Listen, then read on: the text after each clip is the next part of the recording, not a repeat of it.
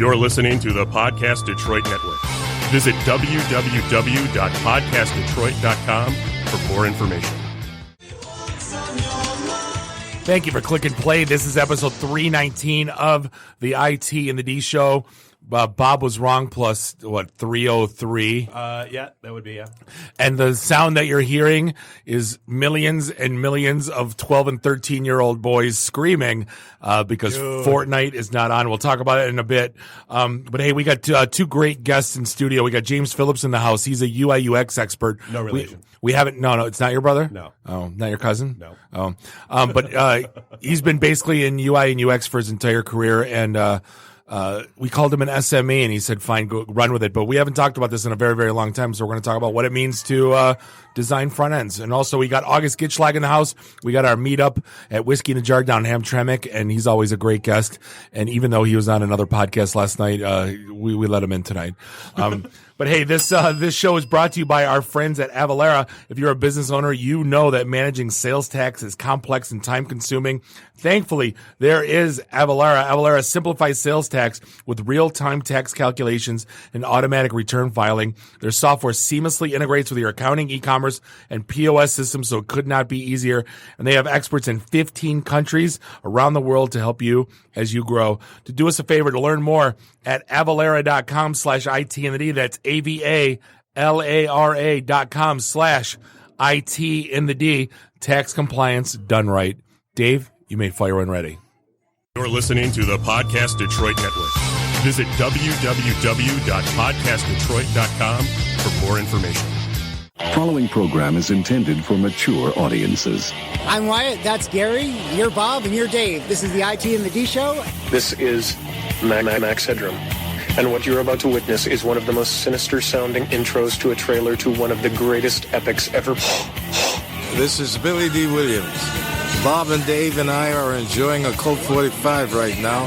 And remember, IT in the D, it works every time. Where do you guys think you are? The Library of Congress? Detroit? Beyond the sun? Any of those, right? Take him to Detroit. No! No, not Detroit! No! No, please! Anything but that! No! You will never find the more wretched hive of scum and villainy. Then don't come! Shut up! Hey guys, it's Ty Mogg, Bruce Leroy from The Last Dragon. You're listening to the IT&D Show. Hi, this is Christy Swanson, and you're listening to the IT in the D Show. And Bob and Dave touch my hoo-hoos. This is Guilfoyle from Silicon Valley, and the only two guys I hate more than Dinesh are Bob and Dave. Suck it, guys. What's up, everybody? This is Billy Zapka. Sweep the leg. Listening to IT and the D Show. No mercy.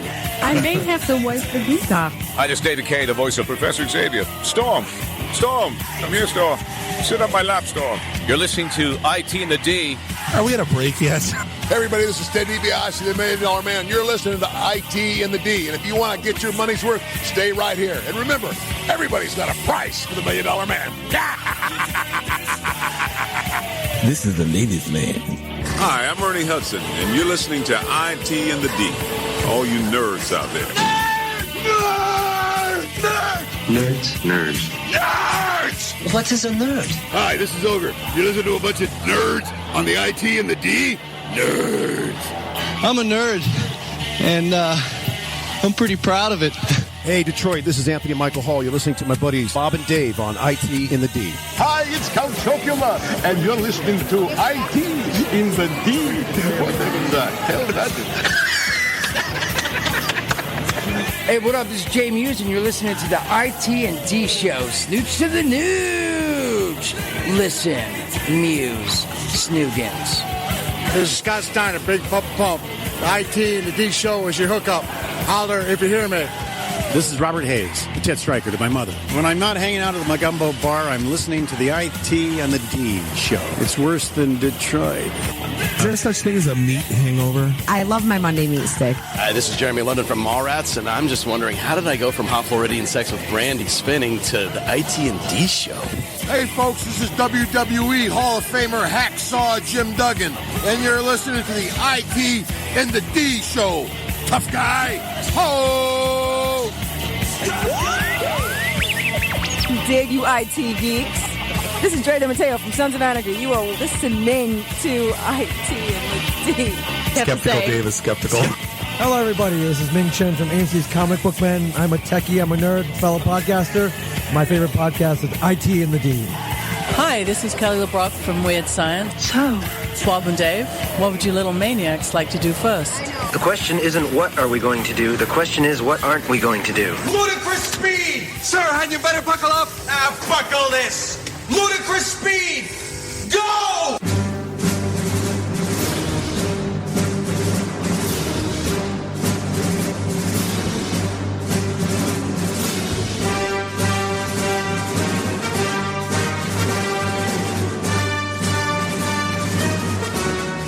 Welcome back. Hope you're doing well. We are doing awesome. This is episode 319 of the one and only IT in the D Show. We are broadcasting live here in Studio One in Podcast Detroit in beautiful Royal Oak, Michigan. This is Bob the Sales Guy. That is Dave the Geek. Randy, I do the Twitters. Doing the Twitters. Is doing the Twitters. Find us online, itinthed.com, and do us a favor. Give us a like on the socials and subscribe to us everywhere fine podcasts are sold. So pretty straightforward and simple. We've got the event Thursday night, Whiskey in the Jar, 5 o'clock till whenever. Bob, I believe, set the official over-under at 8. 9. Sorry. And so we'll see what happens. The details are on Meetup. Yeah, we'll get to that. Nice segue, Randy. Yeah. Well, the Facebook invite has about 21 RSVPs, like 60 interesteds. Yeah. It doesn't matter. So just come out and just prove Bob wrong. That's all I ask. That's all I need. That's the only reason anything that motivates you, just to like to prove me wrong. I mean, duh. Right. Have people met us? Right. So thanks, Randy, for the segue into meetup.com. Wow. So there's certain things, and we talked about this ad nauseum, and if you guys know how I think, I don't think about bad decisions. I think about the boardrooms that led to the bad decisions. Right. So in case you haven't followed or not following Meetup is a service where you can basically put events. We use them only because LinkedIn stopped their event service, and they charge like $80-$90 a year to have an account, to have a group. Some people charge money to go to events to cover that cost. We never did. No. But now it's not good enough that Meetup is getting our money. But wait. So then they were bought by WeWork. WeWork bought Oh, Meetup. that's right, dude. I didn't even put those two together. So that was part of their non-core business Yes. debacle that led to all the...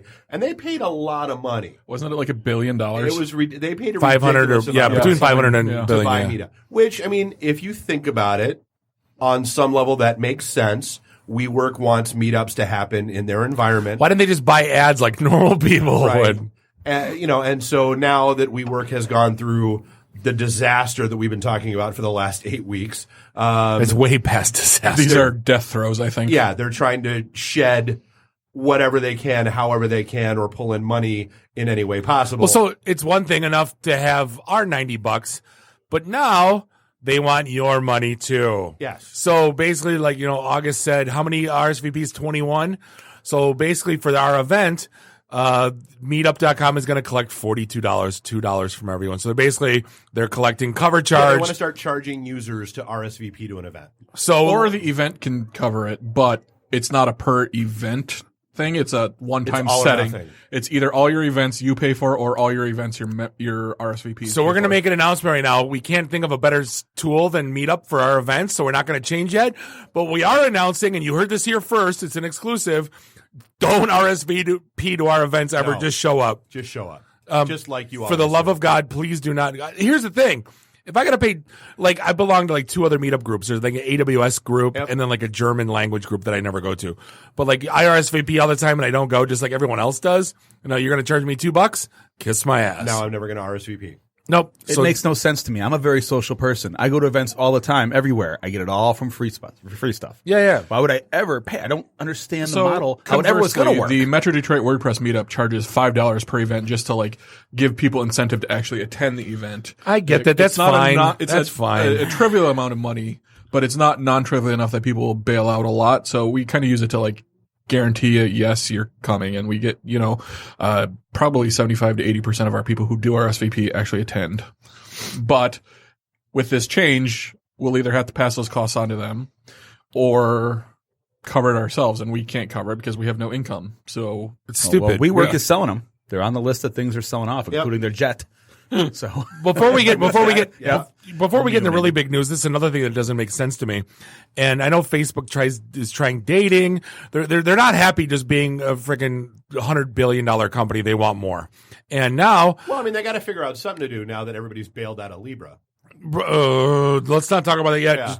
So they're introducing Facebook Workplace. So they're trying to be. Dude, they've been pushing that. Well, they're trying to tout, and I think they're full of shit. Is that they have 3 million paying customers to their Slack alternative. I'm not buying it. I'm not buying it. They said it's $150 a month per frontline worker, and it's tiers of $4 and $8. It's past 3 million paying users, adding 1 million in the last 8 months. And I don't buy it. And Slack is free. Like, if you looked at, do you see how many paying subscribers Slack has? It's like 100. What did they say? 100,000. Think about Slack. Yeah. How ubiquitous Slack is. They only have 100,000 paying customers. Yeah, no, not believing it. And Facebook Workplace is trying to tell me they have 3 million. So this sounds to me suspiciously like the lawsuit that they're settling, where Facebook basically admitted that they're inflating their video metrics. Of course on they top are. of everything else, and so they're paying out by up to million. 900%. Yeah. So like, yeah, go ahead. So I was going to say, so they're paying out $40 million, the most of which will be going back to the advertisers and the platforms that paid to buy ads on stuff. Cause, I'm wondering how many of those, every time I load either IT in the D or, the Podcast Detroit, page, when I'm on a laptop, I get hit with, hey, try Facebook or try group Workplace, whatever the hell it is, for free for the next 90 days. So how many of those free for the next 90 days clicks of those 3 million are they counting as part of that 3? Well, I mean, they're not paying yet. And yeah, they're going to cancel before the end of that 90 days, I assure you. Well, the video metrics, are they doing autoplay when you scroll? Because that was always a big problem in the advertising community. No, they were just lying about how long people are actually watching videos. Entire industries are changing their business model because of Facebook, and then they're going out of business because they didn't listen to their users. They instead listened to Facebook, and Facebook is being charged less than 1% of their profits in fines. $40 million. Like, here, take yeah, this it. is take it and go away. And stop talking about it. 0.18%. Yeah, Zuckerberg's got that in his couch. Yeah, stop talking Right, about it. it's Ty Webb. An uncashed check for $70,000. Keep it. A summons, yours, all of it. Right? So before we get Libra is dead. That's we talked about this a while ago, where everybody was all nervous about Facebook's now going to become a payment processing platform. But everybody just bailed out of it last week. Rather all of the sudden and rather all at once. I believe it was Visa, MasterCard, PayPal, Amex, and somebody else. eBay.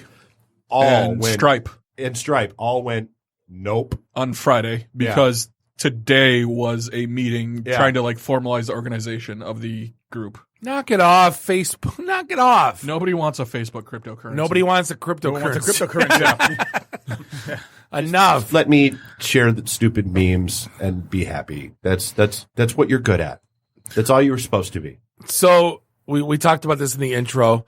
The sound you're hearing is of millions and millions of 13-year-old boys that have no idea what to do right now. Dude, my kid is 9 and lost his ever-loving shit. Well, we've seen enough videos where dad unplugs the game system and watch the kids lose it. I can imagine those videos are hilarious. It was I know. no pun intended.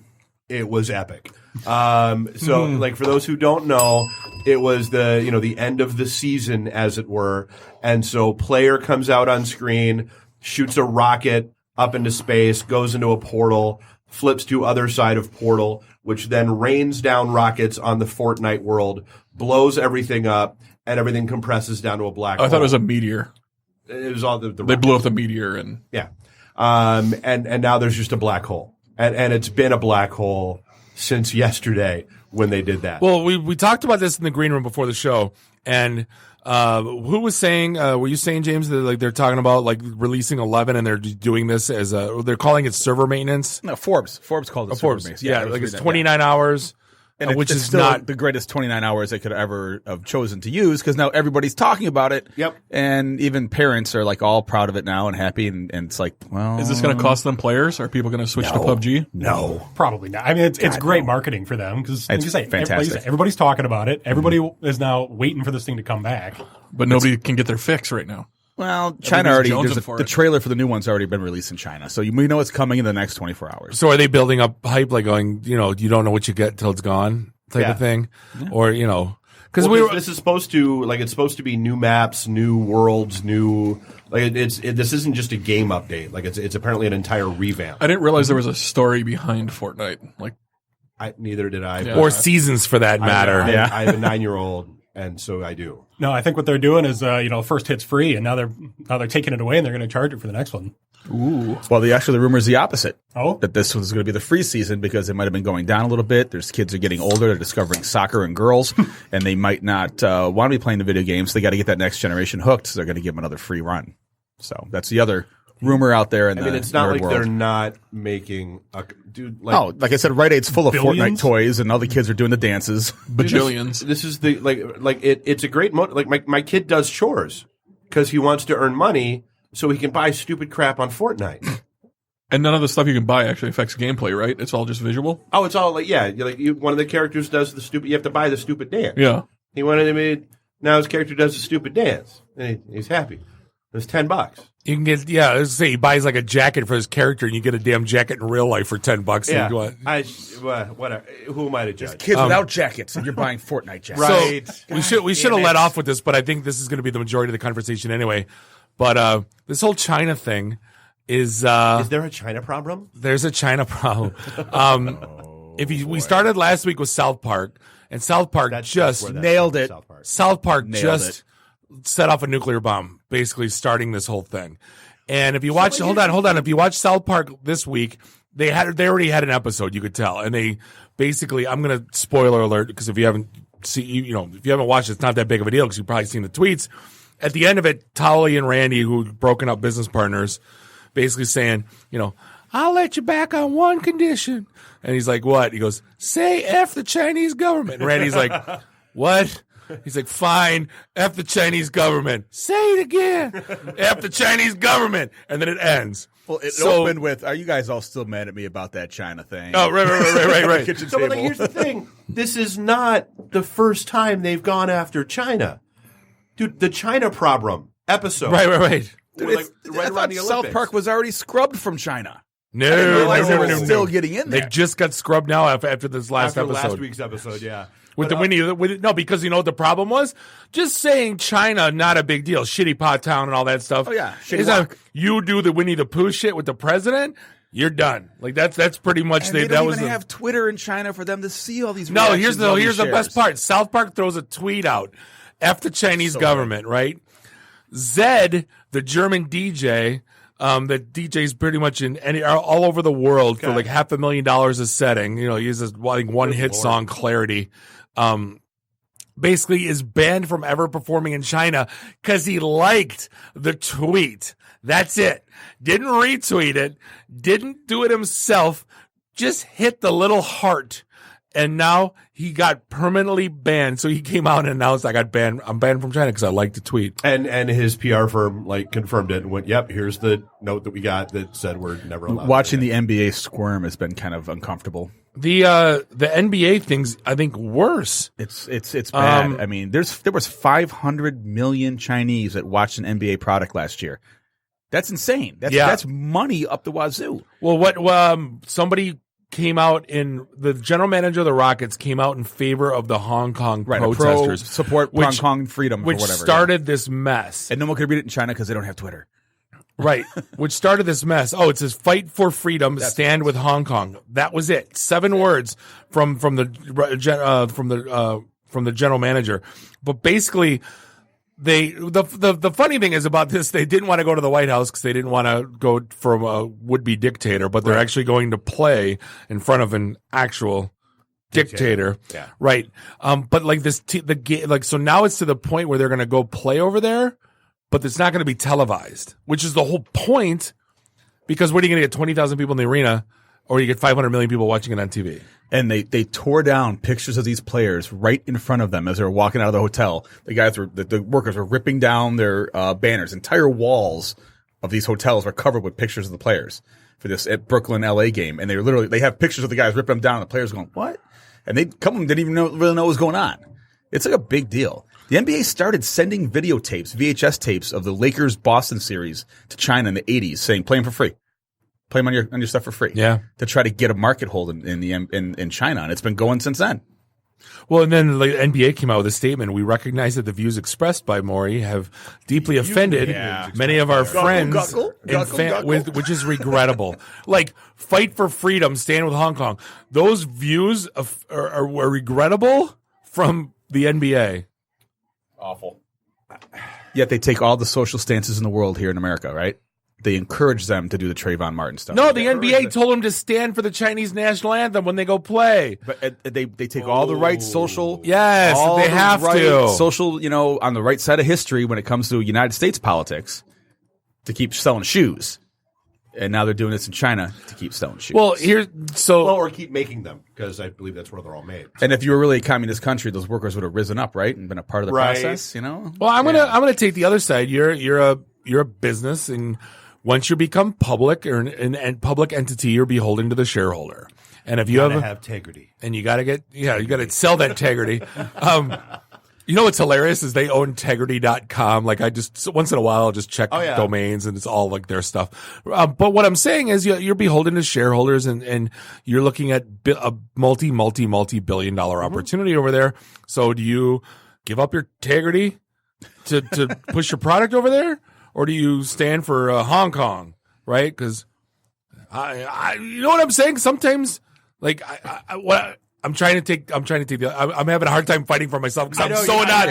I'm watching you walk. I'm trying to be a contrarian, and it's not. I get it, but it's one of those things where okay, so this is a country we're in the middle of a trade war with. This is a country that has a lot of whether it's human rights violations or you've got political issues, you've got all these things going on swirling around China. Well, 8 tech companies are blacklisted on rights violations. So I mean, it goes a lot deeper than F the Chinese government from South Park. They're not a communist country anymore. They are a planned economy. It's a different thing. Yes, it's a different thing. They decide where the money's going to go, and if they want you to be rich, you're allowed to be rich now. Dude, the founders of China would be rolling over in their grave if the leadership of the Communist Party was picking and choosing who could and couldn't be millionaires and billionaires because you weren't supposed to have any of those because you're a communist. Right. That was what you rose up against. So it's not a communist country like it used to be. It's a planned economy. Well, no, and that was the whole Mao. Which is why NBA can be there. Well, too, yeah, like Mao's whole thing was okay. Russia's not doing communism right. I got it. Right.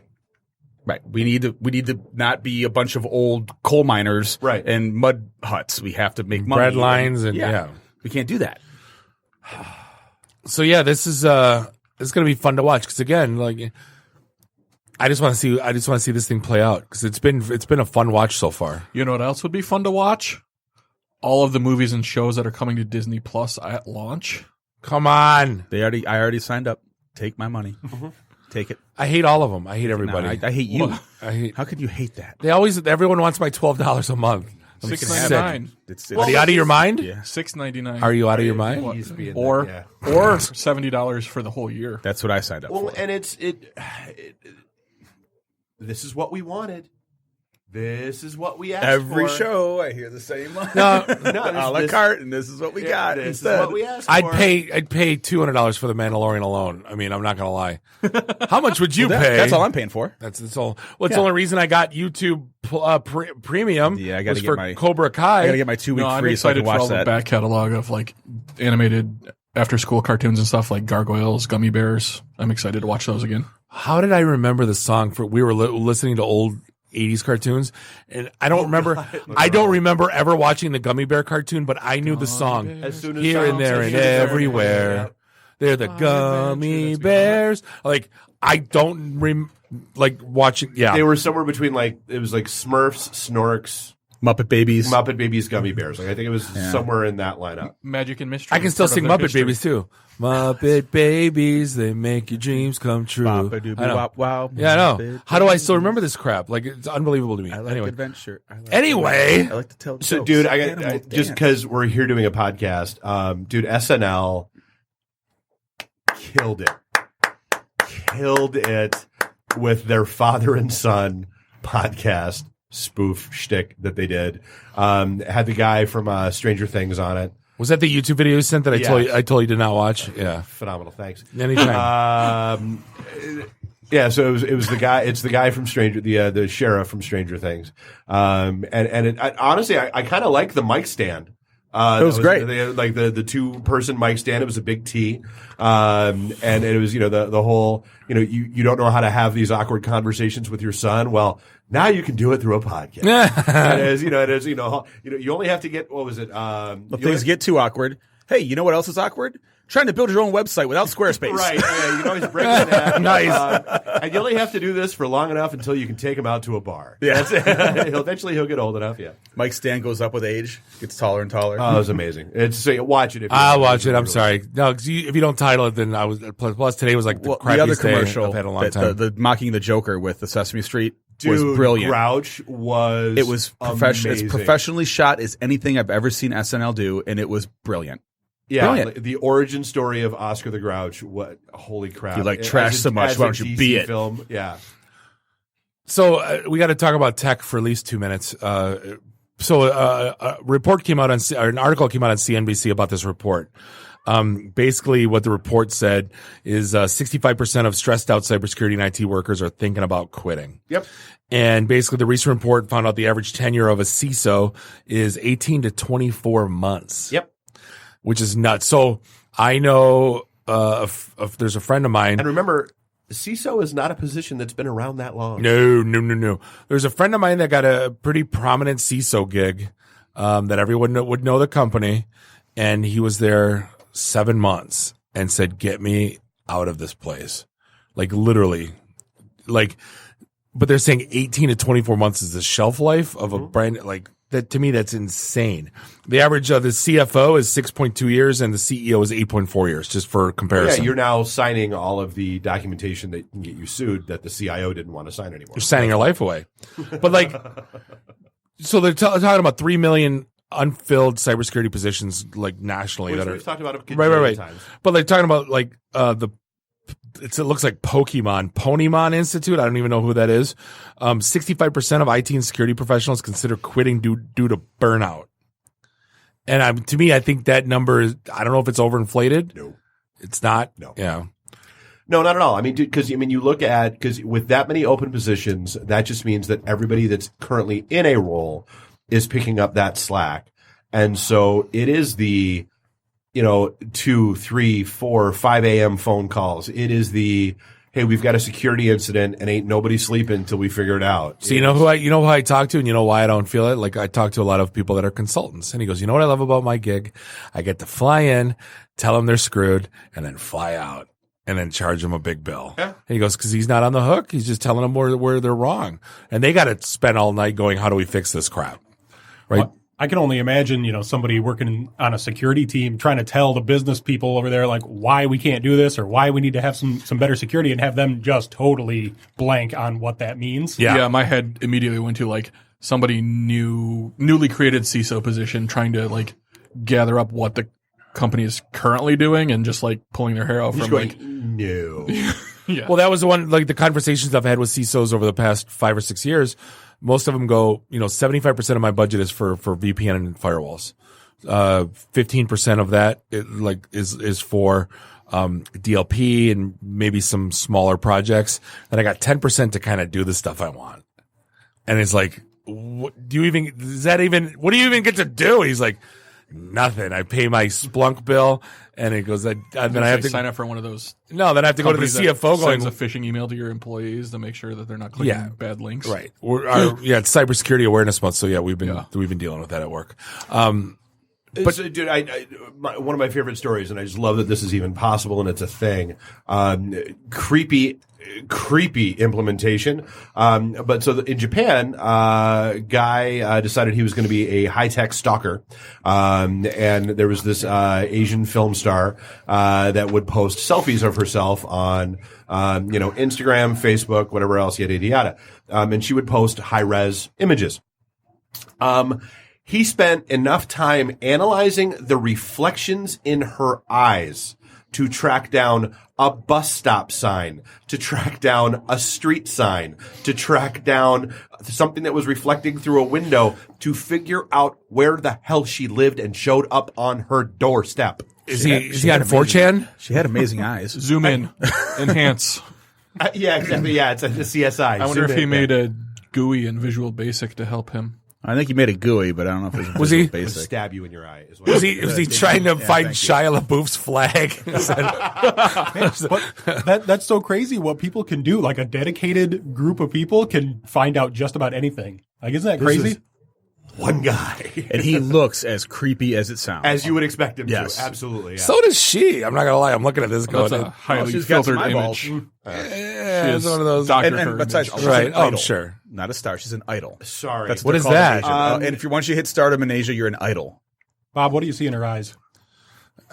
I'm already lost in them. So. Thank you, Debbie Gibson. They're brown. That's a cool thing. If you have a ton of Legos around your house that you don't want to just give to me for my kids, apparently you can go to the Lego website.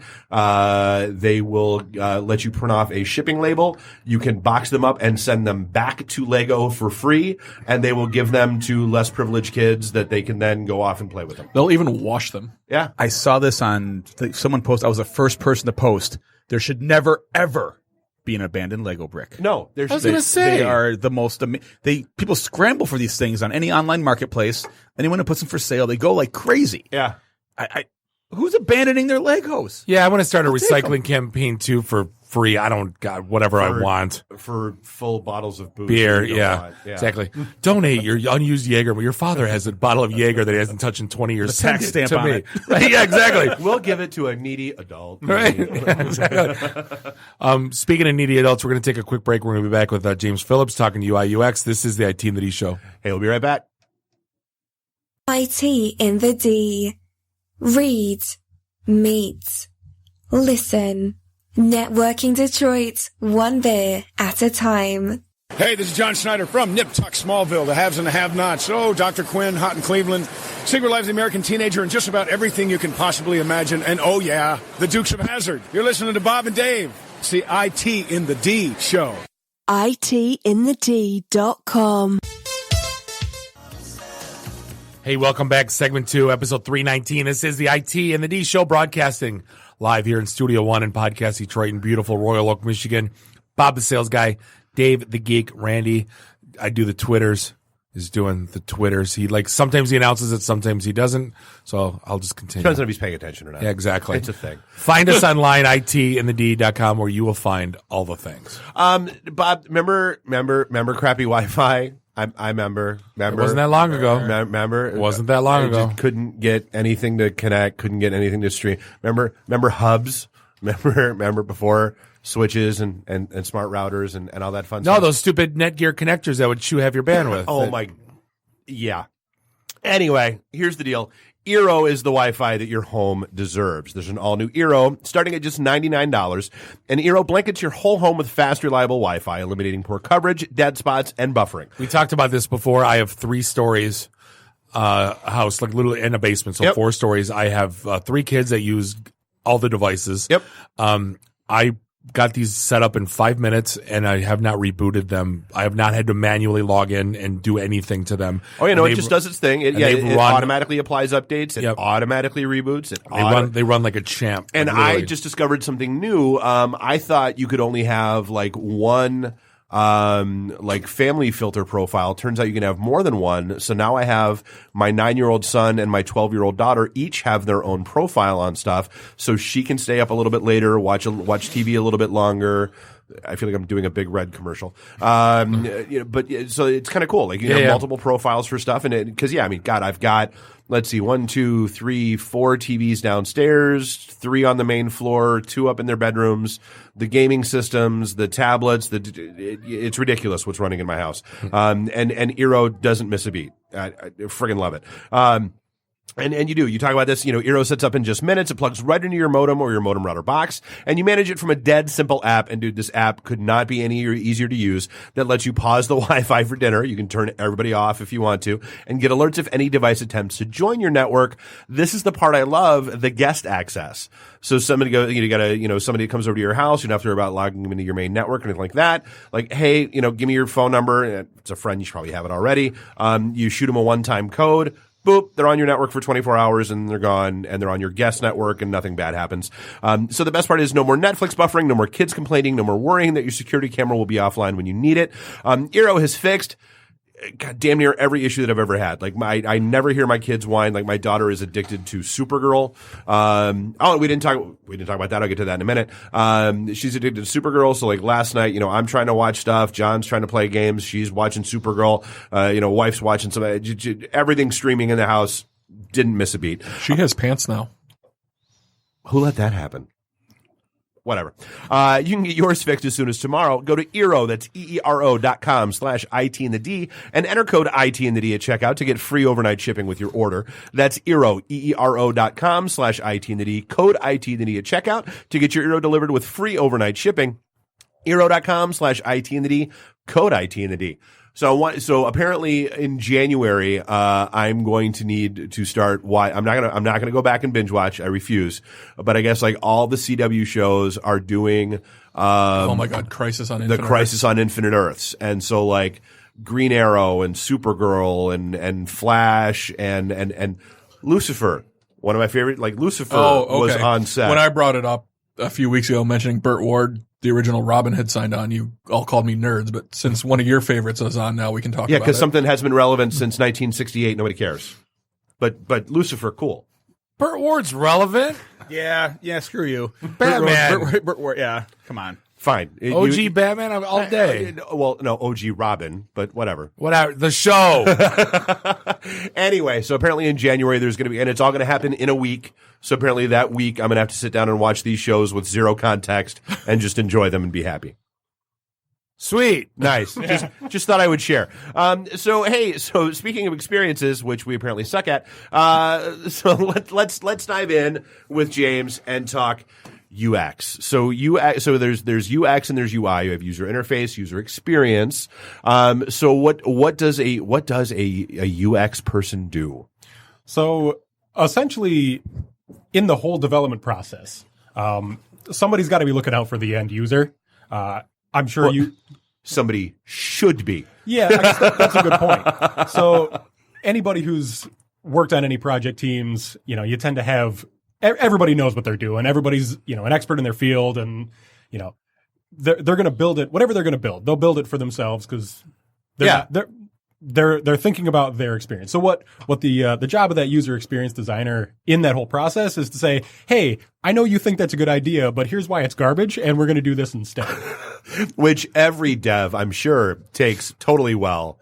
And without any affront. No, so I mean, my first question, I only have one question. It's a really dumb one. But as a UX, UI pro, I always thought it was you sit it in front of 50 people and you let them just break stuff and you find out what works and what doesn't. You kind of tweak to that. Is that, how big of a part of the process is that versus you kind of being intuitive enough to know right from wrong? So it's actually a really good question. I'm surprised. I deserve it. No, that's a great question. So, design tends to kind of fall into two categories. So there's the idea of genius design, which is, I know what's best. I don't need to ask anybody. I know what people want. I'll make it for them. Right. And not saying that that's always a bad thing, because somebody like Steve Jobs, he was one of those guys who was like, I know best, and I'm going to give people something they don't even want. There's that great Henry Ford quote where it's like, if I would have asked the people, they would have said, give me faster horses. Sure, something like that. So not saying that it's necessarily bad. When you are as innovative as those people, you can absolutely do genius design. When you're like the rest of us, you got to do the other one, which is that. I'll say there's only 3 or 4 of those people in like human existence. Yeah, exactly. When you're like the rest of us regular schlubs, you got to do the user-centered design. And so that's where a lot of that testing comes into play. So we as designers spend a lot of time, one, paying attention to industry trends and standards, but we also pay a lot of attention to human psychology and how people expect to use things. So one of the perfect examples of how you can get someone start to thinking about design. So it's like if you were using a program and you wanted to close it, where are you going to look? Top right. Top right. Sure. Exactly. And if you put that close button Top anywhere left. else. I'm a Mac user. Well, all right. If you're a Mac user, which they do everything their own way.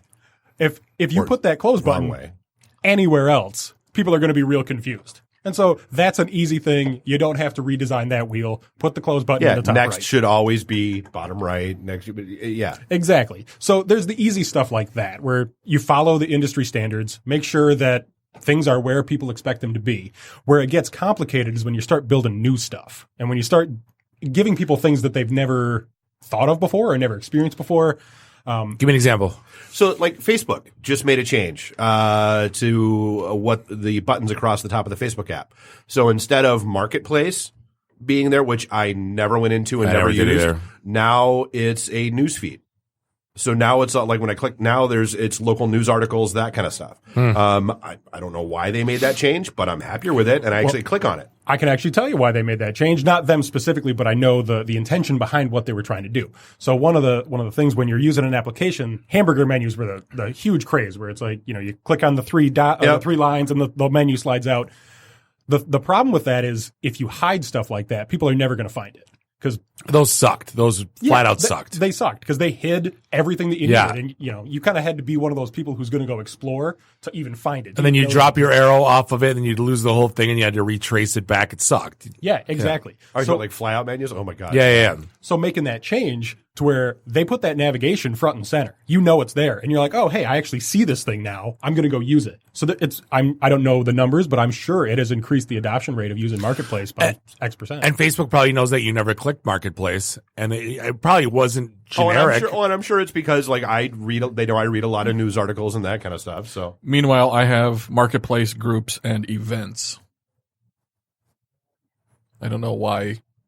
They're doing A/B testing maybe for what works better for. That's actually one of the amazing things about what Facebook can do, and they do it quite often. Is that they'll take 1% of their market share and they'll release something to them, and they'll track that data. Now for Facebook, 1% is like a billion people. Do they inflate it by 900%? Yeah, absolutely. Yes. Okay. Only if there's a video involved or advertising money.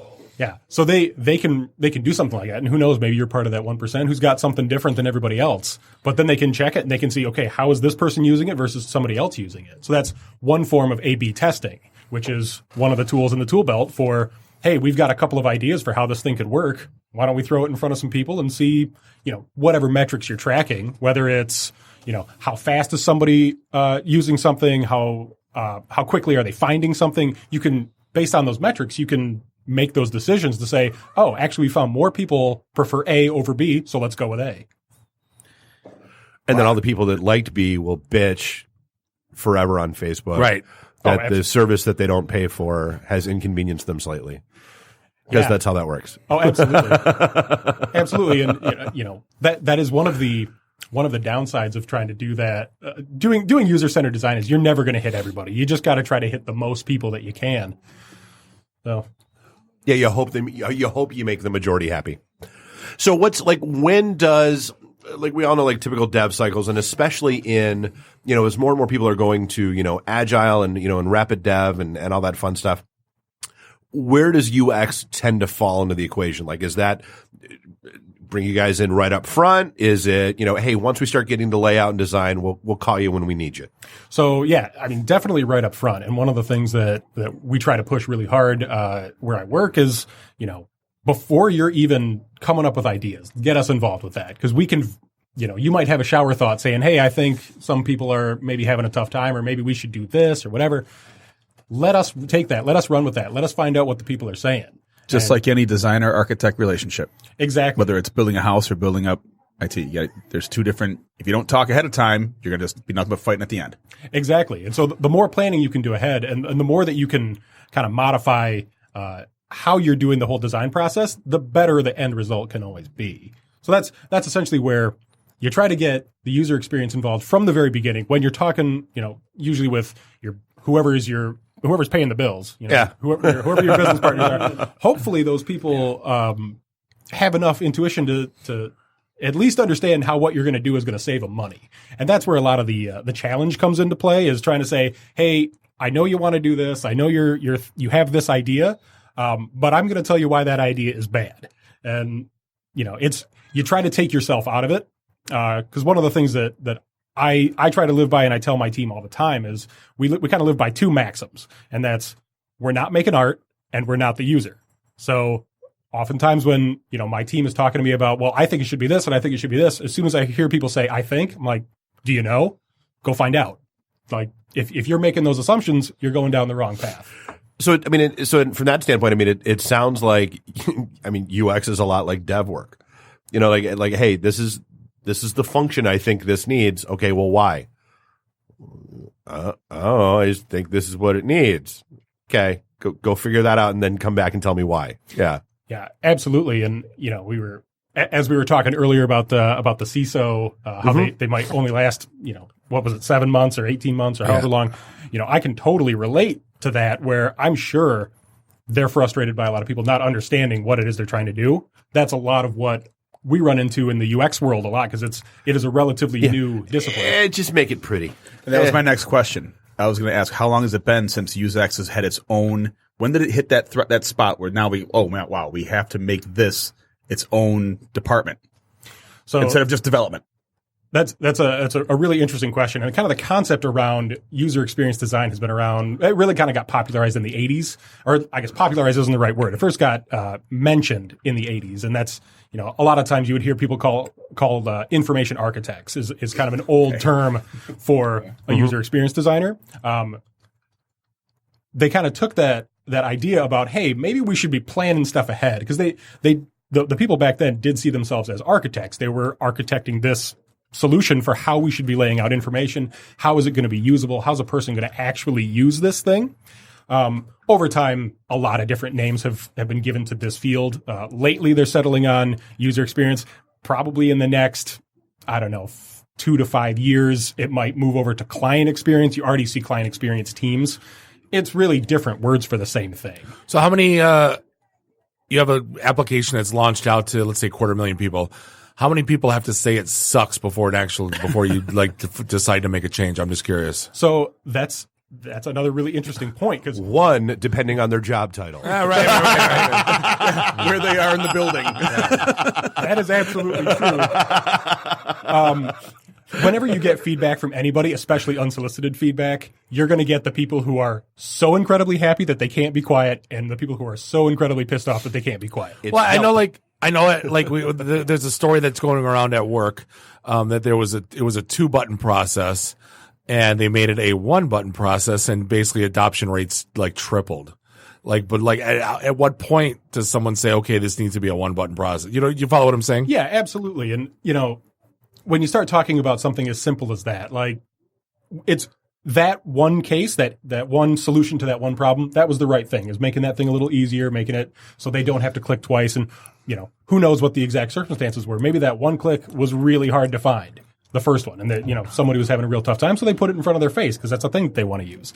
It's when you start saying, well, everything needs to be one click, and we need to start making our decisions based on the fewest number of clicks. It's like, anybody who can remember what Amazon looked like 10 years ago. You only had to do one click to get to anything, but you had to scroll through about 30 or 40. See, I totally don't remember. Oh, I do. Dude, remember Yahoo? Remember? Well, Yahoo looked like, was it the D? What was the Google feed that was it? DMOZ. That was what Yahoo looked like. Yeah, that was the Yahoo clone. Right. When they were trying to kill Yahoo. So yeah, and to answer your earlier question, one person saying, hey, I'm having a real tough time with this, or, this sucks, or whatever you say, you might, okay, yeah, you're not going to make everybody happy. Maybe you look into it. Maybe you start doing you dive it a little bit, and you proactively get that feedback. You go out and you test some things, and you start looking at how people are using things. Because what's really interesting about how people work is what they want and what they say they want are often two very different things. Make it pop. I mean, that's the whole Henry Ford story. Ask people what they want, and they would say faster horses. Exactly. Where were you like 10 minutes? Oh, he was zoning out with Twitters. No, he was flashing back to use what of he faster was horses. saying. Yeah, I'll say that you're doing a callback. I'll give you that one at least. All right, fine. But that kind of brings up my point. I used Make it a little more blue. No, using fake math, like I said, 250,000 adopters. Yeah, one person that says it sucks. Okay, you make this change to appease that person. Now you just pissed off 50,000. You know what I mean? Like, or how do you know? Well, that's why you got to do that research, and you got to start seeing, okay, is it more than just this one person who's going to say something? Because 90% of the people who use your stuff will never tell you about it. They're not the people. Even if you can give them, you can solicit them in any way, but if it requires them to do anything, most of them are not. I'm the same way. I'm never going to give feedback unless I really love something or really hate something. Even if I really hate something, how many emails a week do you get? Hey, would you just take 5 minutes to tell us about your experience with X? But I never write anything. Give me a 1 to 10. Make it easy for me. Don't make me write anything. I'm just saying, how many of those do you actually even click through? It depends if I like the brand. This is kind of like Worst Meatball. How many people write 3-star Yelp reviews? They're either 1-star or 5-star. It depends if I like the brand or not. Like, I just went to the Westin in Schaumburg, Illinois, and how rate your experience. And the place was cool. It was great. So just 10. Service was great. What else do you want me to say? Yeah, one of the things I think about, there's really only been a handful of times where I've ever loved an experience so much that I felt I had to congratulate somebody. And it was when I was doing my taxes, was one of them. It was last year. I was doing it TurboTax. I was using TurboTax. Such a clean, smooth interface. It's exactly everything that I want. I focus on one thing at a time. It asks me a question. It tells me where to find it on my W-2 or whatever other stuff. It asks me like, hey, did you buy a house? Yes or no? No, I didn't buy a house. Okay, we're moving on to the next thing. Buy any new appliances for energy efficiency? Nope. Well, they touted the hell out of that publicly. That was their whole thing. We're going to make it easier so you can't screw it up because everyone screws up their taxes. Yeah, I got to the end of that, and I was compelled by how good of an experience I had to tell them this was amazing. Your UX department, your design department was amazing. Thank them. That was Commodore. Just have the IRS send people documents saying this is what you owe or this is what your refund will be. That would be ideal. We could cut out all the middlemen of this. How about owe and pay nothing? Just they got to give you that space to lie. Right. You got to have that space to lie and cheat. They took away my mileage. That killed me. I drive all over the place. No, see that whole, it's like the Matrix. They built that in so you feel like you're getting one over, but no, it's all part. See, of TurboTax loses their money. No, but it's Commodore 64 coding. If yes, then. If no, then. Yeah, choose your own adventure. It was pretty much. Wait, I didn't have money on my thumb. Right. I had my thumb. I'm going back. Yeah. I didn't mean to go to that page. I still have some. I still have some of those old choose your own adventure TSR books. Yeah. So that's ultimately like trying to give somebody that level of satisfaction out of doing their taxes. Like if you can make doing your taxes enjoyable, you are doing a good job. You're a friggin' genius. You're an absolute, and that's nailed it. So I was gonna ask that. It's you kind of tied into it. What are success metrics or KPI to judge? Because code, it's whether it's buggy or clean or it works or doesn't. Binary, work, not work. Right. UX, UI, like I said, it's you don't know because I think everyone has a different opinion. Kind of like a restaurant, right? Some people love the ribs, some people think they're shit. Like what's the success metrics for for UX, for UI engineer? Sure, and that's a really tough question to answer because people are complicated. And sure. The more that you can get to know who your end users are, the more you can understand what their motivations are, what they're trying to accomplish. Because no matter who you are, no matter what you're doing, if you're using an application or you're going to a website or something, you're there for a reason. You're trying to get something done. Now, it might be, I want to scroll through and see pictures of people's kids that I haven't seen in 10 years if you're scrolling through Facebook. Or it might be, I want to read an article, or I'm trying to do my taxes, or I'm trying to do my job.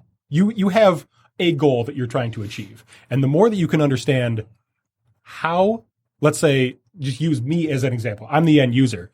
If you're the guy who's designing this thing, you need to get to know me, and you need to know, how do I want to answer a question? What information do I need available to me? And then not only just me, but you need to go to everybody else, and you need to say, how do you use this thing? So answer me this. Why is create your own portal dead? Like, I think MSN did it way back in the day where you can like drag and drop and put things that you liked in certain places, like Facebook, you'd think that'd be the prime thing. This is what I want and where I want it. Why do we not allow, why does it exist anymore? Like, it's like self-service. Like, why is that dead? So there's unless I'm completely off base and they exist. There's a small subset of people, and I'll use myself as an example of this, where, whenever I get a new piece of technology or a new gadget or something, I'm that weirdo that's going to read the instruction manual because I want to know everything about this thing. I want to go and I customize it myself. I'm in the vast minority. Most people don't want to customize their thing. They want it customized for them. And so, you make it let easy. the algorithms do their thing. Exactly. You make it easy for them. People, if they don't have to think. In fact, there's a fantastic book for anybody who wants to at least get an idea about what UX design means. It's by this guy named Steve Krug. It's called Don't Make Me Think. And it is. Remember that? Yeah. Yeah. It's been around for a while. It's been around probably 20, 30 years. But it is a fantastic primer for what it means to start thinking in a design usability focus. It's a great book. It's really easy to read. The one thing that I love the most about this book is, aside from the content, is that the level of care that he took designing this book. He was thinking of the end user reading this book while he was writing the book. And so it's incredibly easy to read because it's big pictures and there's, the font, the font's a big font so you can read it really well and it's concise. He spent a lot of time cutting out a lot of unnecessary words. He was thinking of that end user so that I wouldn't have to think. That's kind of the ethos of the UX designer is I'll do all the thinking so you don't have to think at all. No, and that makes sense because I guess for every one of me that wants to customize my experience, there's some people that just make it simple. Yeah, no, I get it. Well, some of it just comes down to paying attention. I mean, every couple months I take a look at our traffic logs and, okay, where are people going on our site? And does that mean I should start tweaking, like I should start switching around some of the nav? I mean, kind of like the whole Facebook thing, should I have, should free podcast day be more front and center or, should, listen get moved over one way or the other because that's what people are actually, or shit, there's a page that's not even in our main nav that everybody's going to and looking for. Should that be a main nav item? Sure. That makes sense. And, one of the things that I find to be very fascinating about the world of design is like once you start kind of going down that rabbit hole about thinking of design, you realize that it's everywhere. That literally everything that we interact with that is man-made was done. And this is going to sound weird, but one of my favorite things are chairs. Like ergonomics. I mean, just there's one type of chair in this room, but there's another type of chair that's sitting out in the lobby. You could call your car seat as a chair. Somebody had to make those decisions to say, how's the back going to look? Does it even have a back? Is there a curve so that, your ass fits into it just right? Or, somebody had to make all those decisions. The package engineering people are the ones that blow my mind.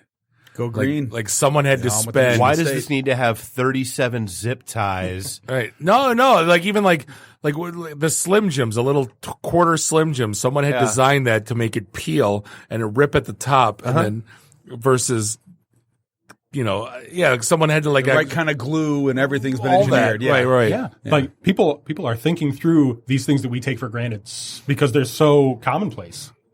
How many packages do you get that you maybe have to struggle through? You remember, I don't think they have them quite so much anymore, but there were those packages you had to cut open with scissors. I had to do that recently. It's brutal.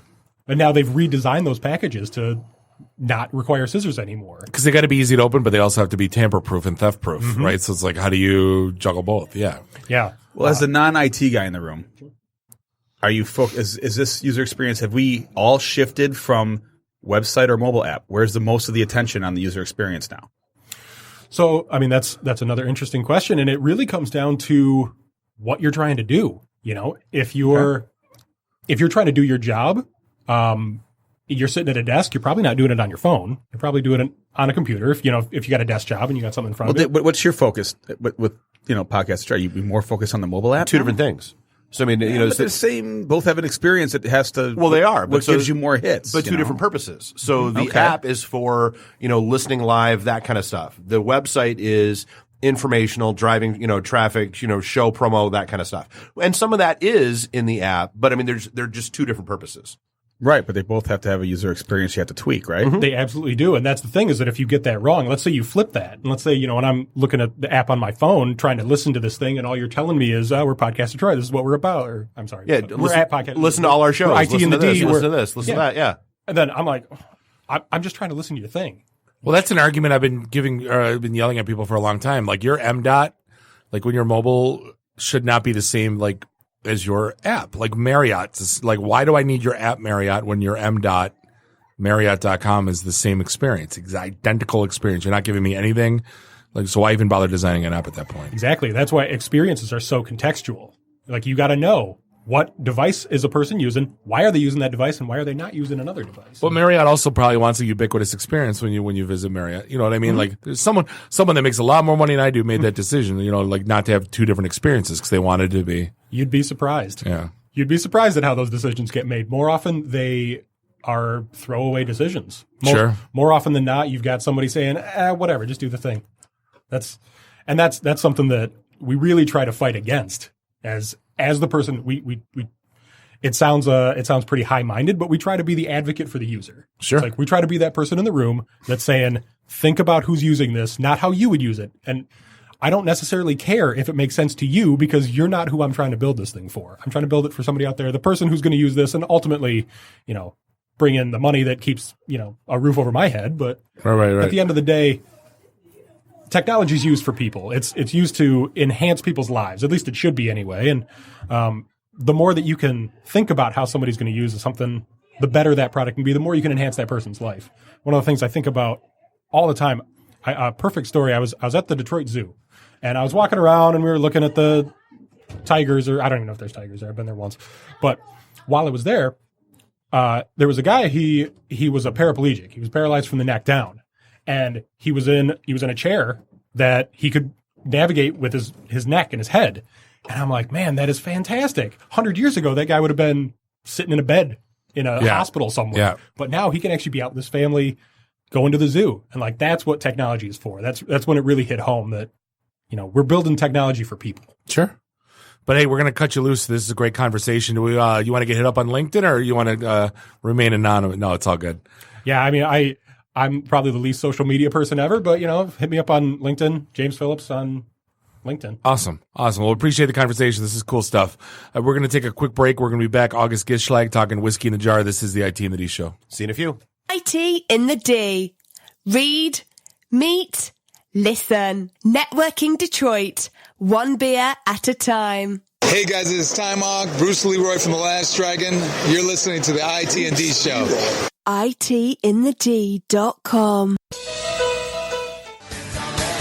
Hey, welcome back. Segment 3. This is episode 319. Welcome to, hey, this milk smells bad. Smell this. Smell my finger. The Smell My Finger segment with August. This is weird. The one and only IT in the D show, broadcasting live here in Studio 1 in Podcast Detroit, in beautiful Royal Oak, Michigan. Bob the sales guy, Dave the geek. Randy, I do the bartenders walker. Isn't those? Find us online, itinthed.com, because we are IT in the D. And you're still not. No, we Still love really, really love you, though. Still makes me giggle. Muy. Love it all the time. Speaking of bartending, I drank 5 Cosmos last night at home. I made them myself. What? I noticed that on Facebook you were posting about your Cosmos and laundry. Yes. Okay. I had lots of vodka last night. That voice you hear that's not Randy is that one of, speaking of bartenders, August Gitschlag is in the house from Whiskey in a Jar. What is going on? I'm just here to sit in, you know. Nice. Just to give some opinions and mouth off a little bit. I'm trying so hard not to call you a podcast whore. I was going Because to say, every time, Go ahead. I think you're like all exclusive, like you like us the best. No, you're you over wanna lock their me up? show, Lock you're me on up. their show. You can lock me up. Jimmy, If you like it, you better put a mic on it. That's right. Put a podcast mic on it, Dad. We'll get through this together. Jimmy used to call me a pod crasher. I'd just show up for his podcast occasionally. Well, that's exactly what I'm doing today. Yeah, That's how this started. If you didn't have I Do the Twitters, it would be Bowl of Milk. That would have been your title.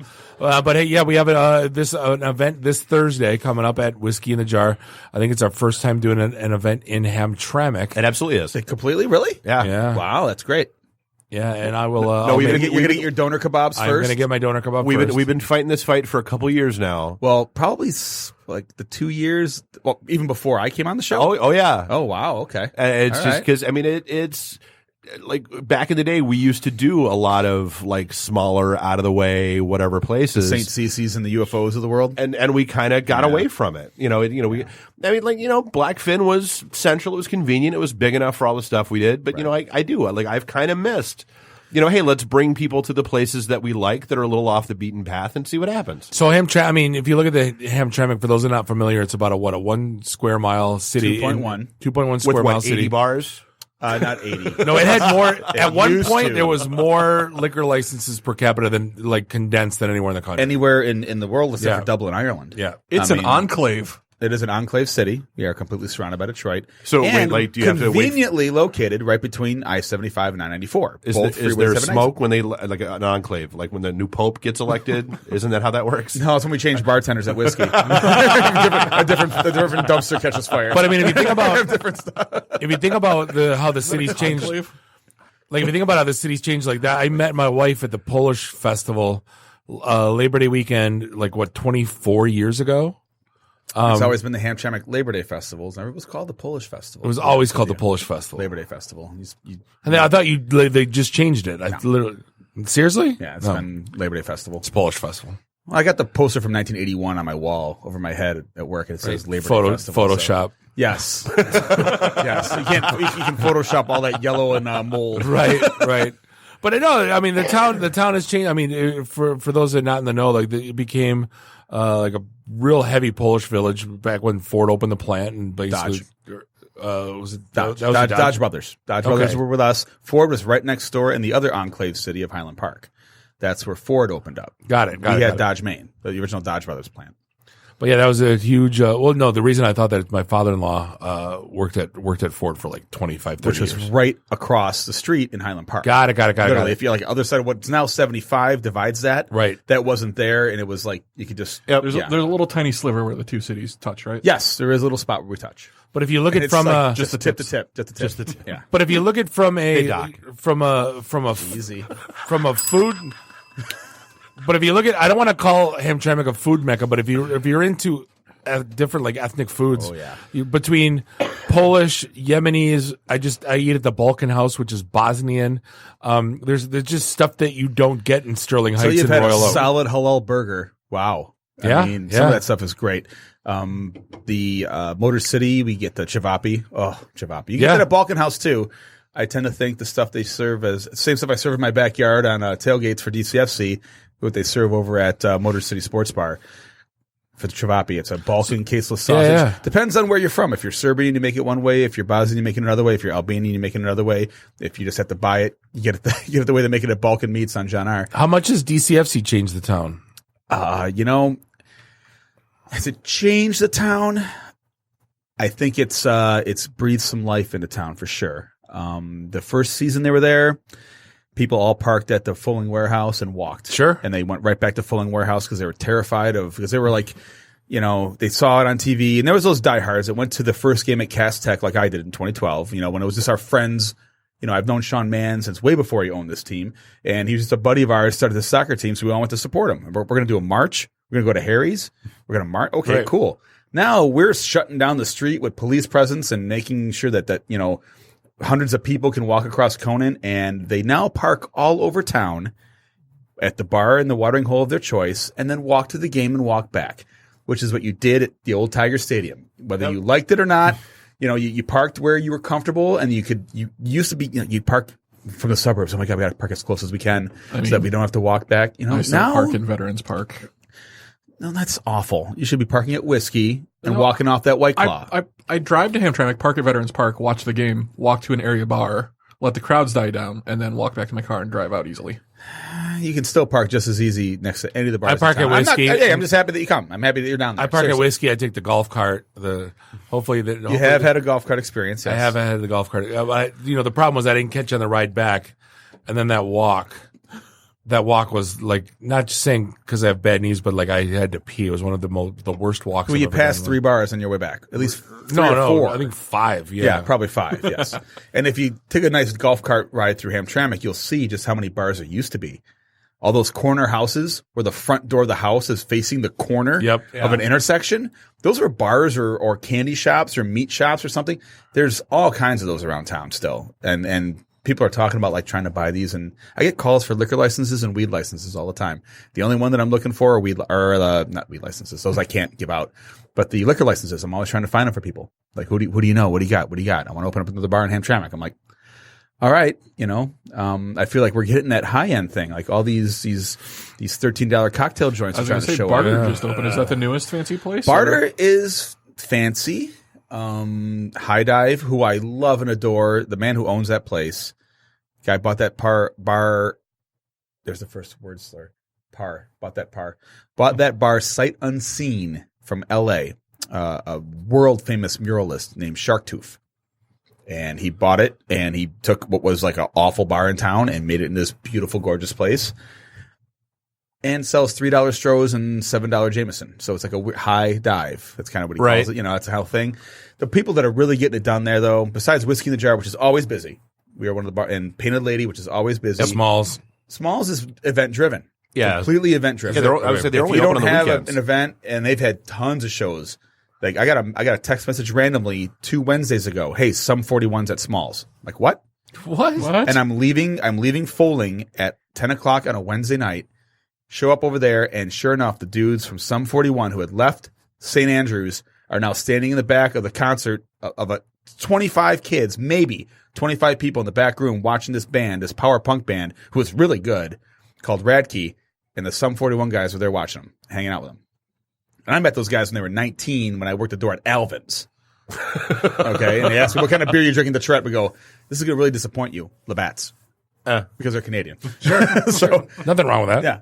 And so that kind of stuff is still like going on. Smalls is very live music driven, event driven, and they're doing this is their 20th anniversary, so they're really hitting the booking hard. Lots of cool stuff going on.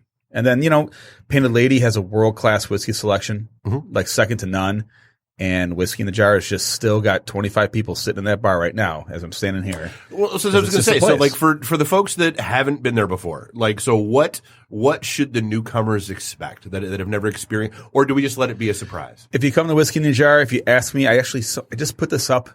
There's a Facebook page called Detroit Bartenders versus Shitbag Customers. And you're only allowed in if you're a bartender. Once you hit management or ownership, you're out.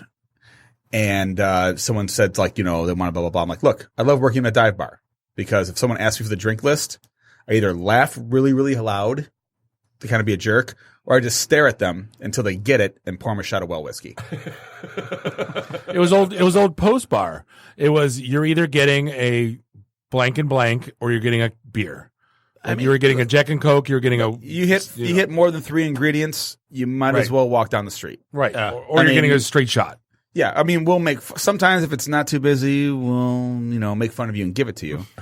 Yeah, we keep 1 martini glass for someone's mom. It's always there. So, and whiskey's not my real life. That's just my side. That's my side project. Right. Yeah, we know. I am the Hamtramck. You have the ingredients for an Algeria. I have the ingredients for lots of things that I don't give a shit about making. I'm going through this. But here's just because you can doesn't mean you should. Honestly, on Thursday at the meetup, I am not behind the bar. The Mikey is behind the bar. And Mikey will make things. He will mix up as he feels that he can. He has a few shots that he makes up that he does, and some drinks that he'll make up. So he does that a little bit more than I do. I'm just kind of like, meh. We're doing Tully. I got a bottle of McGillicuddy, some Yezhnufka.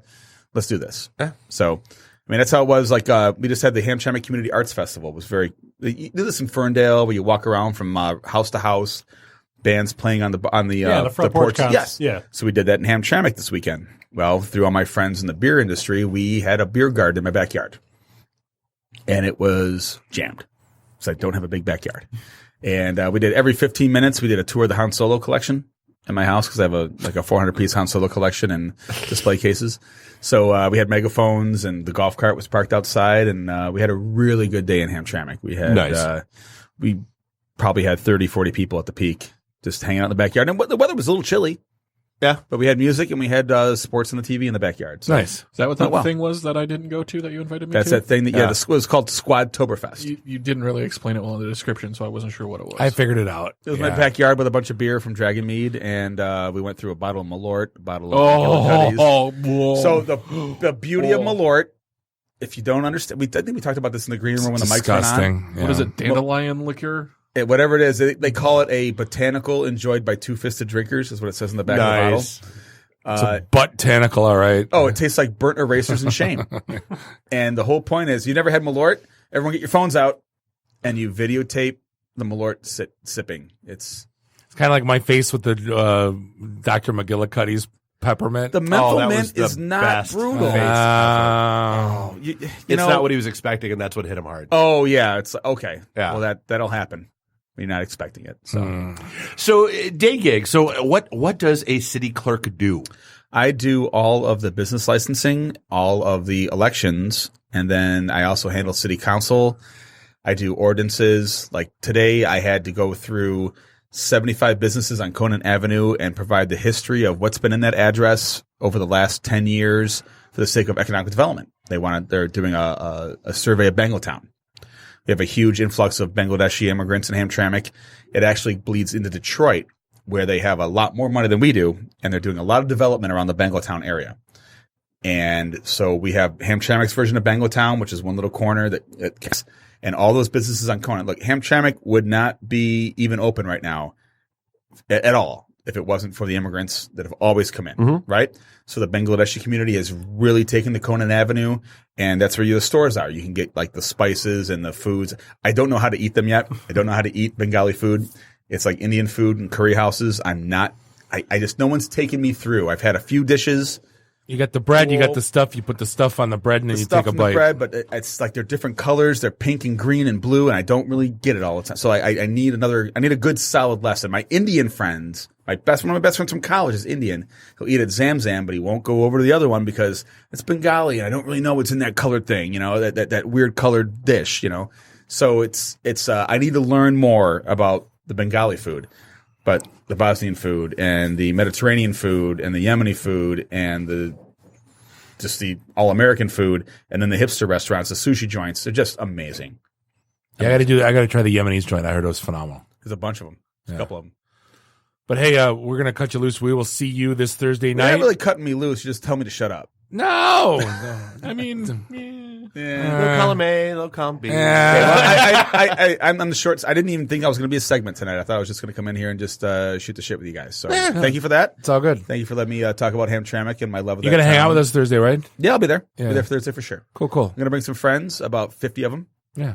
I got I told you like Hamtramck goes just a parting shot. Like my wife and her sister, like back when they were kids, the dad would take them to Baker's, like sit them on the floor while he sat at the bar and bullshitted with his friends. Like, I met her there, like when I worked at Budweiser, And you and I went to Baker's. Yeah.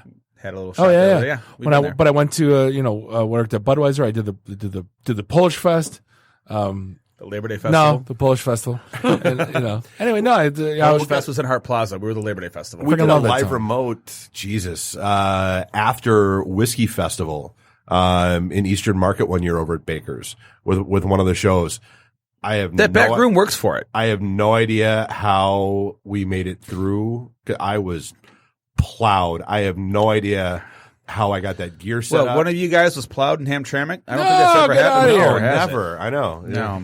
Well, there's another podcast that's going to be taped at Whiskey in the Jar soon, The Man Cave. Oh, that's right. He Yes. He was talking about that. He wants to. Yep. We're going to do one at Whiskey. I thought about. Well, it's a whole. It involves Conrad and the. He's not listening, I'm sure. We can mention that one because it records on our network. Yes, and that's why I mentioned it. Conrad has an old Stroh's signature box, like one of those slide top wooden boxes with bourbon in his trunk at all times, and so. Conrad he's not going to listen to this, so he doesn't know, but the whole point is to get him do it one day that we know he's going to be there, so we're working this out. We're going to say, Conrad, heard you got a box of whiskey in your trunk, and it's got like $500-600 of the whiskey in his trunk at all times. Holy crap. Yeah, he's got top end stuff, and then we're going to try it. So it's kind of like completely sealed and inaccessible from the passenger compartment of the car. What's in the back of his car? It's in the trunk. Yeah. So that's the whole idea of the Man Cave. I talked to Jamie and Matt about this, is we're going to do Conrad's trunk whiskey at one of the podcasts. But I think it'll be great. I just got to make sure I know the trunk whiskey. Just got to make sure I know that Conrad's going to be available that day, and he's a city. He also works the city with me. He's a city assessor. So that's where that all comes from. Right, and we do all our charity events together. Conrad, Mikey, and I do all our charity events. That's why, I'm big fans of you guys. You guys always give back, and you guys are always doing cool stuff for the community. So yeah, we always like promoting that stuff because you always give them back. So and love seeing you guys' faces in there. Yeah. And thank you always for sending me a text when you're in town. I love walking up the street, make sure that I can, hang out and just, of course, just be pals and buds. It's part of the fun. But hey, we're going to wrap things up for this episode 319 of the IT and the D Show. I'd like to thank James Phillips, August Gitschlag. Thank you for the great content. I also like to thank Avalara and Ero. Avalara and Ero. Thank you for keeping the lights on behalf of Bob, Dave, and Randy. Do us all a favor. Drink up your drinks. Get your phone numbers. You don't got to go home. You just got to get the hell out of here. See you next week. Drive careful. Beat it. See you guys. The emergency destruct system is now activated. Conan, what is best in life? To crush your enemies, see them driven before you, and to hear the lamentation of your women. Long live Flash! You've saved your Earth. Have a nice day. I have come here to chew bubblegum and kick ass. And I'm all out of bubblegum. Nice shooting, son. What's your name? Murphy. Make the run. The run. Game over, man. Game over. It's over, Johnny. It's over. Nothing is over. Nothing. You just don't turn it off. I can't say no, and I don't really want to, so. Well, especially with the back doors open. Yo! Hold up! Time out! Time out! Y'all take a chill. You need to cool that shit out. And that's the double truth. Ruth. Bob loves it in the can. I hope this was as much fun for you as it was for me. That's why I like it in the can. Joe on the truth.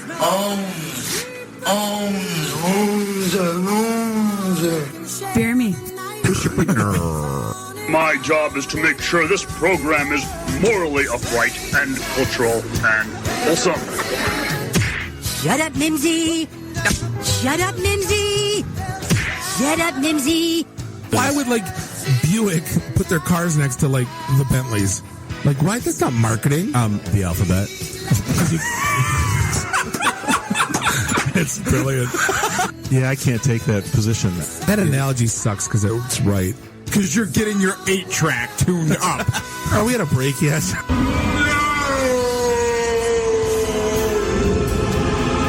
Yeah, so now I'm just doing stupid stuff to make me laugh. Venture capital is not the end game. When are we going to talk about me? Jane, you ignorant slut. It's my show. I can say what I want. Yeah. Kiss my ass, go home, unplug, get off the goddamn internet. You are everything that is wrong with the internet right now. You're so white right now. I'm the whitest guy in the room. Just explain it to me. I love this city. I was banging on the wang. Really? Should we talk about this? Tag team it. Should I keep going or should I stop? Can I just say, it's been great being on a show that talks about Mickey Rooney dying for 20 seconds and then poop for 10 minutes.